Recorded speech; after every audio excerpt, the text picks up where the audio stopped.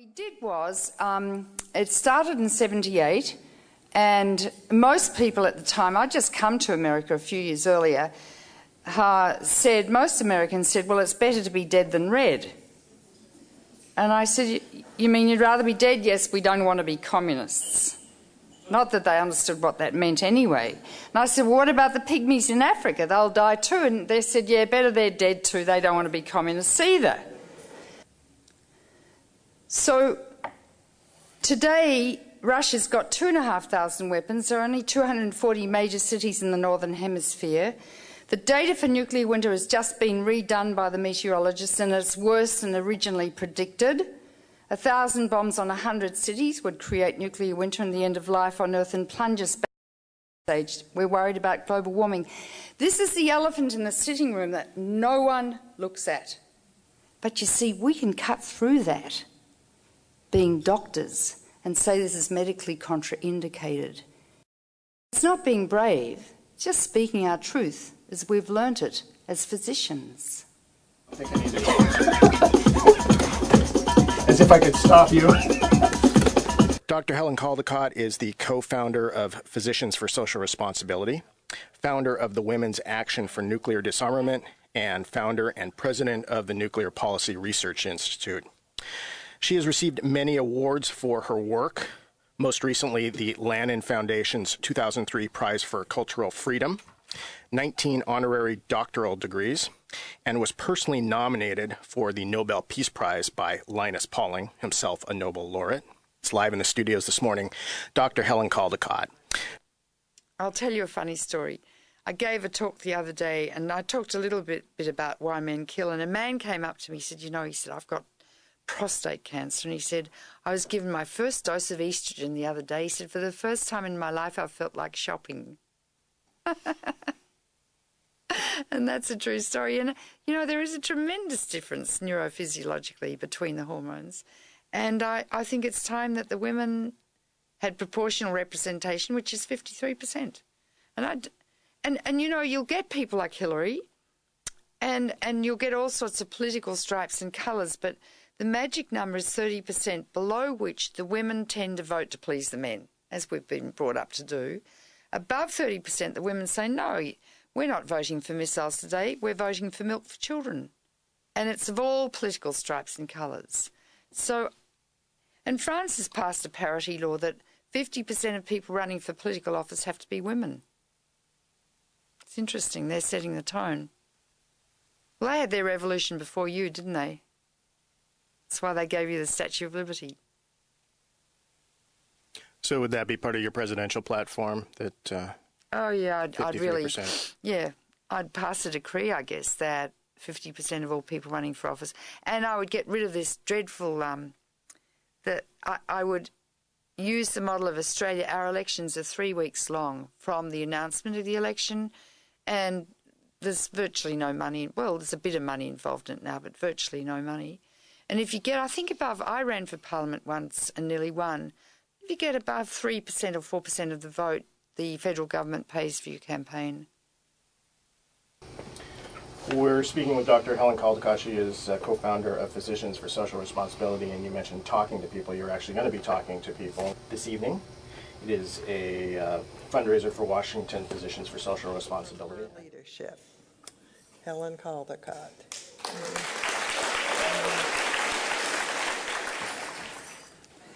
Well, I do feel like a mother.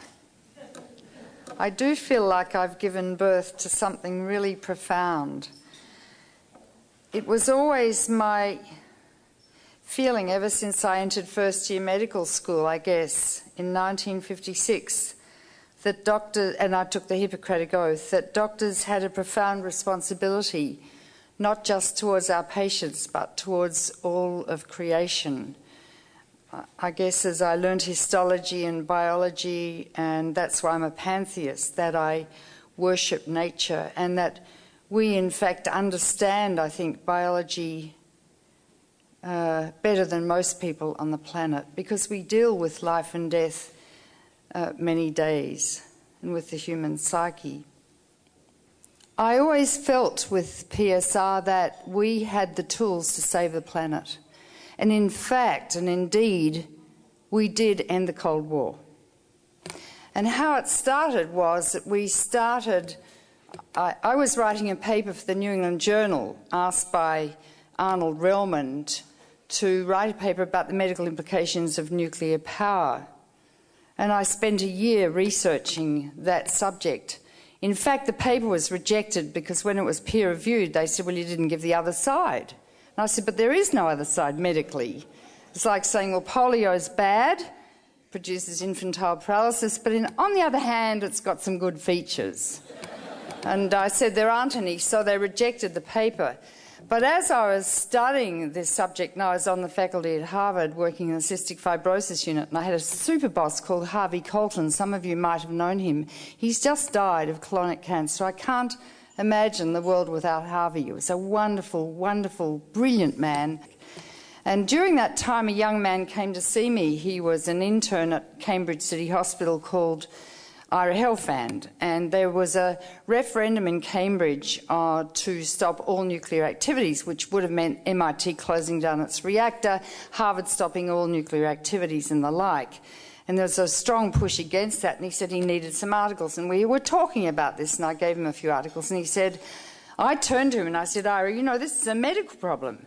Let's start a medical organisation. And he said, yeah, okay. And we had the first meeting in my sitting room or study. Well, so what we did, the first thing we did was put an ad in the New England Journal of Medicine about the medical implications of nuclear power, and it happened to come out serendipitously the day after 3 Mile Island melted down. Bang! We had 500 new members in a flash. We were working in a broom cupboard in Richard Feinbloom's general practice in Harvard Square, and we were deluged with people.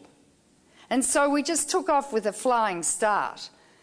And then we started to decide, we decided we'd do the first symposium at Harvard on the medical implications of nuclear war. And at the time, most of the old fellows from the Manhattan Project were still alive.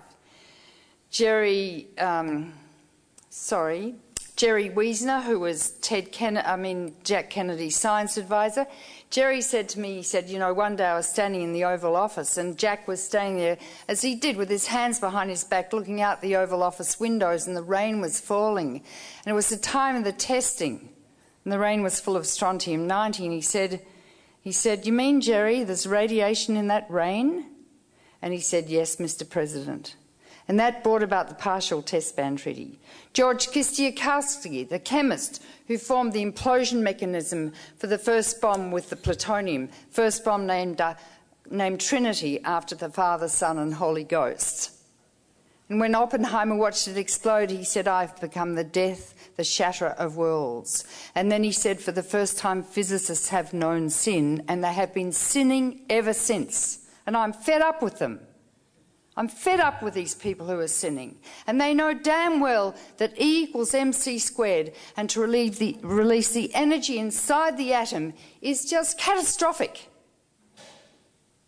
And Oppenheimer knew when he watched Trinity explode that he'd captured the energy in the stars and we could destroy the planet. And by God, we're very close to doing it.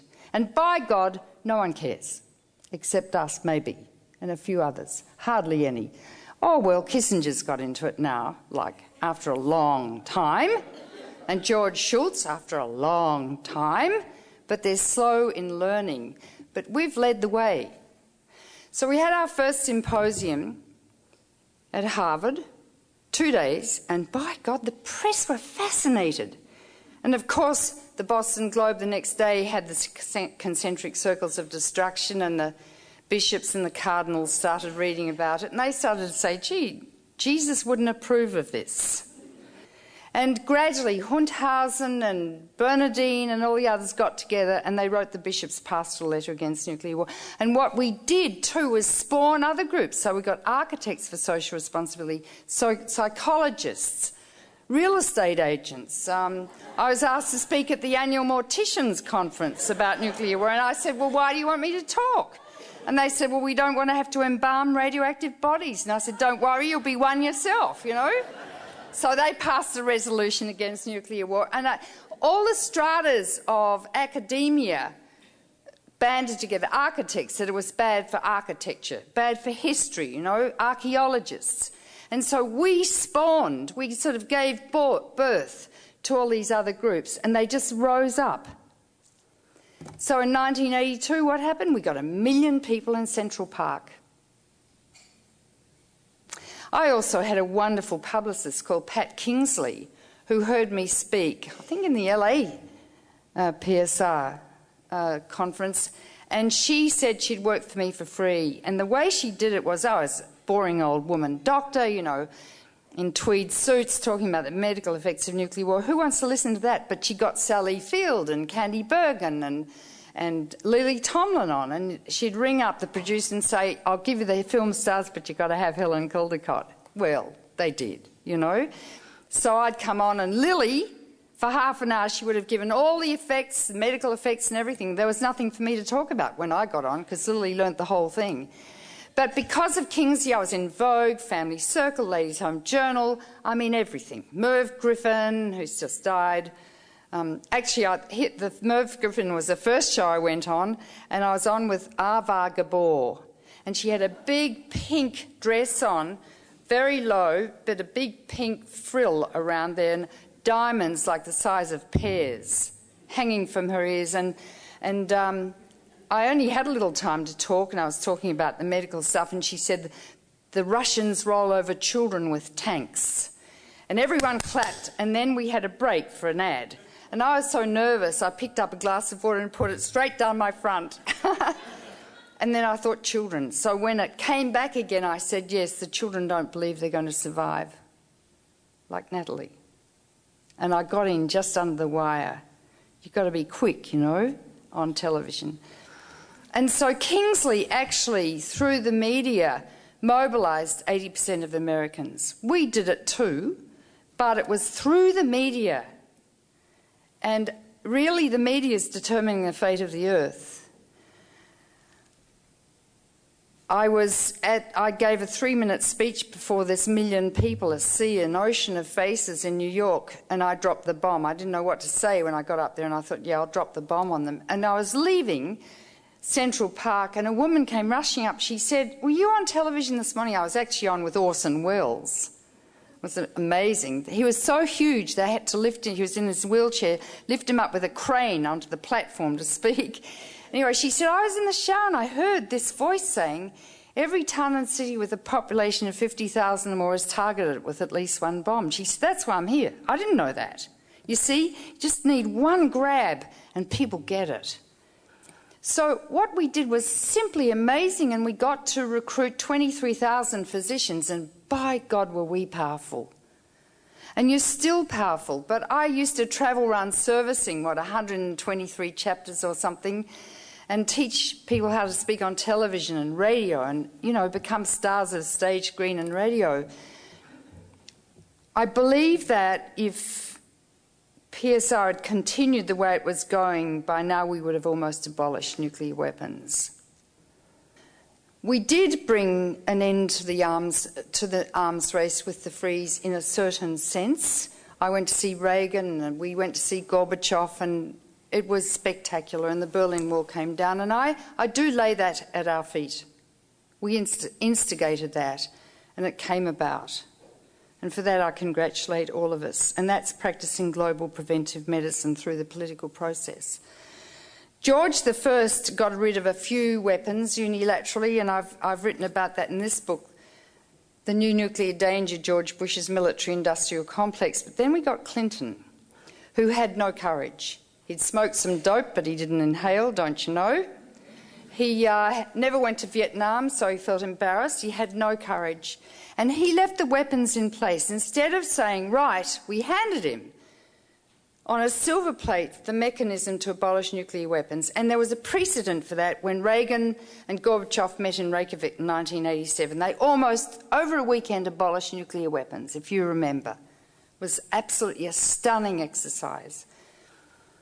And then Clinton came in, and instead of getting in Air Force One with a document flying to Boris Yeltsin, who was a hardened alcoholic, a bottle of vodka before breakfast, Wernicke's encephalopathy, Korsakoff syndrome, the whole deal, and saying, Boris, sign here, we're going to abolish nuclear weapons in 5 years, which he could easily have done.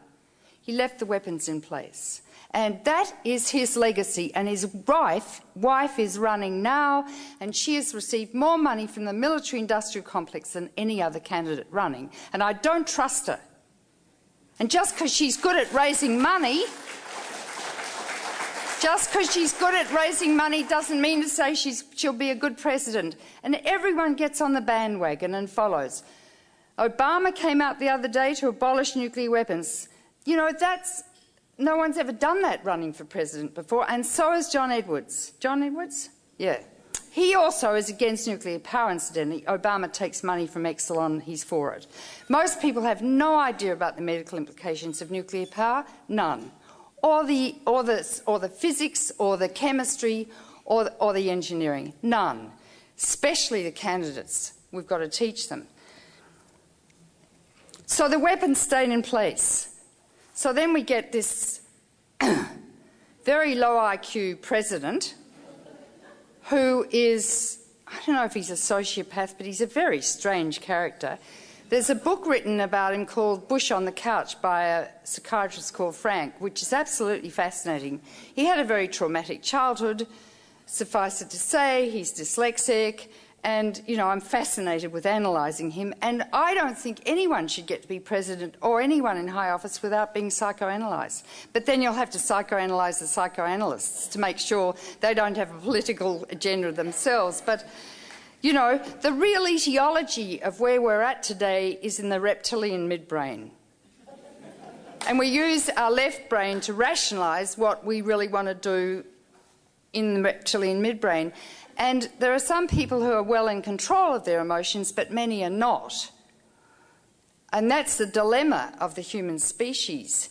And unless we are prepared to look at the etiology of what's happening to our planet, we're doomed. So, as we just heard, there are 5,500 nuclear weapons on hair trigger alert here, and you've got most of them here in this beautiful state. And as I flew in yesterday, sitting next to a man working in Boeing, which is the second largest military contractor in the world, he is working on AWACS in Turkey. He's located in Turkey. What do AWACS do? Well, you know, the satellites, the geosynchronous satellites, target all the targets in Iraq and bomb wedding parties and, you know, the whole thing.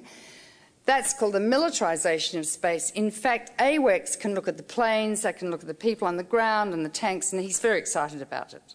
And I said, you know, what you're doing is not I didn't really take him on full frontal. I sort of left the poor fellow alone.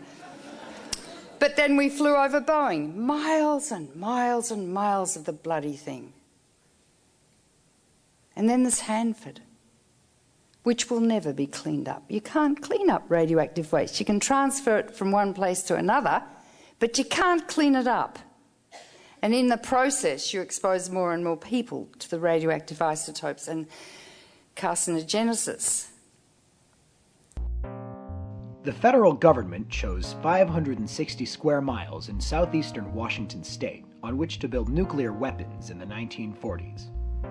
This area, known as the Hanford Nuclear Reservation, produced plutonium for the bomb that was dropped on Nagasaki.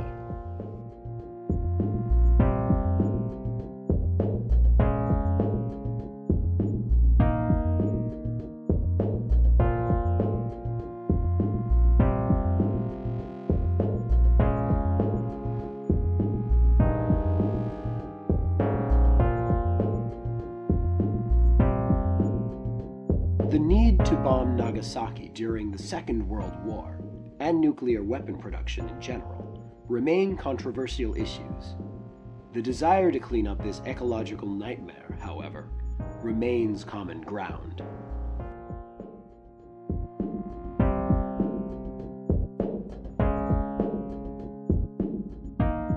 The site rests along the Columbia River, which is the lifeblood of the Northwest. Citizens' tax dollars continue to pile up, to the tune of over $3 million a day, 365 days a year. Now, the major mission at Hanford is cleanup. Radioactive waste is stored in unlined soil trenches. just speaking our truth as we've learnt it as physicians. So we got to within 10 seconds of the world blowing up in '95 when Yeltsin nearly pressed the button when he thought that a Norwegian missile was an American missile, and America's still got a policy first strike winnable nuclear war against Russia. And they never know when you're going to strike, and their satellites are all degraded and dilapidated, they don't work anymore. I honestly, when I collected the data for this, you know, you do with a patient all the tests and you examine them and do everything, and you work out a prognosis. I absolutely don't know how we're still here. The other issue that faces us is global warming, and I wrote about that in this book. Nuclear power is not the answer to global warming. I had a conference on this recently. Nuclear power produces global warming in its own right, in a major way.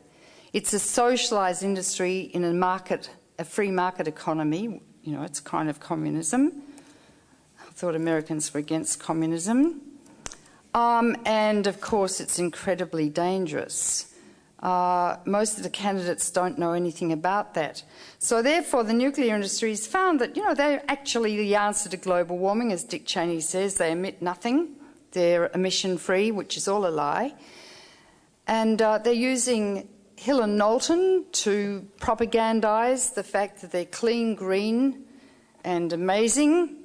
Hill and Knowlton did the tobacco industry advertising. This is a medical problem. This is a carcinogenic industry which will remain carcinogenic for 500,000 years, whose transient byproduct is the production of electricity for 20 years. As Albert Einstein said, nuclear power is a hell of a way to boil water. I love what Einstein says. So the answer to global warming, I've produced a wonderful roadmap. Here's an executive summary, but you can download it from IEER.org. The wonderful, brilliant man called Dr. Arjun Makajani produced it, 270 pages. All electricity in America and all transportation can be produced by the year 2050 with no carbon emissions. None. And nuclear power, you remove the subsidies and it closes down, bang, like that, bang. So the answer to global warming is here. This is the prescription for survival for global warming. And it's the prescription for survival for nuclear power. And all we've got to do is have the courage to lead a revolution in America as we led a revolution in the 80s. That was the second American Revolution. To go from everyone supporting better dead than red to, in 5 years, 80% of Americans saying, we want the arms race to end, we want a nuclear weapons freeze. And it was sagacious, Gandhian, peaceful, led by doctors. That's our role. The Earth is in the intensive care unit. It's acutely ill, and everybody on the planet is basically a physician to this dying planet. Whether we can save it or not, I don't know, as we don't know when total organ collapse develops in our patients and we lose it. We lose them. But sometimes when we stay up all night and we're totally committed to our patients, they survive. And that's how we were brought up. We get through that tiredness at 2 a.m. in the morning by having a milkshake and a hamburger, and we keep going and our brains lighten up again and we can think clearly for our patients. And that's where we're at now. There is no more important time in the history of human beings on the planet than now, in 3 million years. And I do believe that it's us, physicians, who have the golden key to making sure life continues on the planet. And I don't just mean us, I mean 30 million other species. We're the curators of life on Earth, but we know how to get into people's psyches and break through their psychic numbing. We do it every day with our patients. That's what we've got to do with society and with all the politicians who all need doctors at some point in their lives. And it's basically about love. PSR, when we started, was about love. There was so much love in National PSR and with all of us. That's what we've got. That's what we're about. Our love and dedication to our patients. That's what motivates us. That's why we got into medicine. So do it. Lead the revolution. I'll be there to help you. Thank you.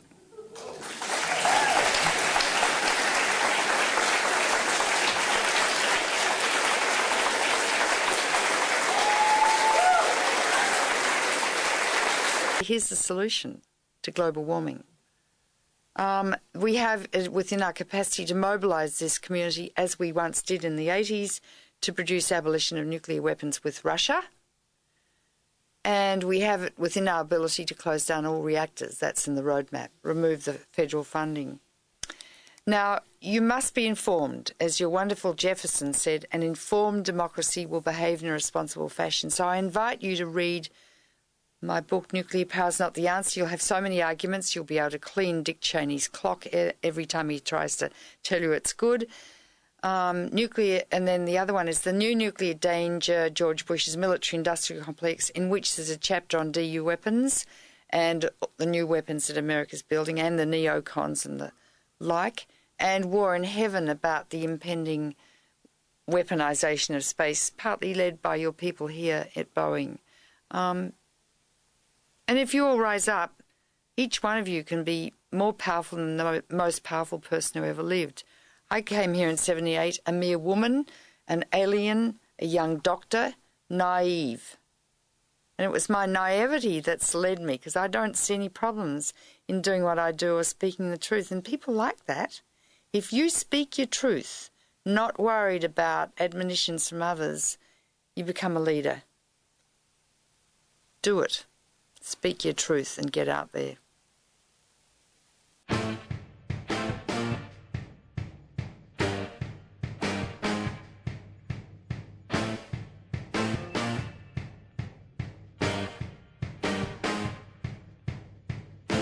You could be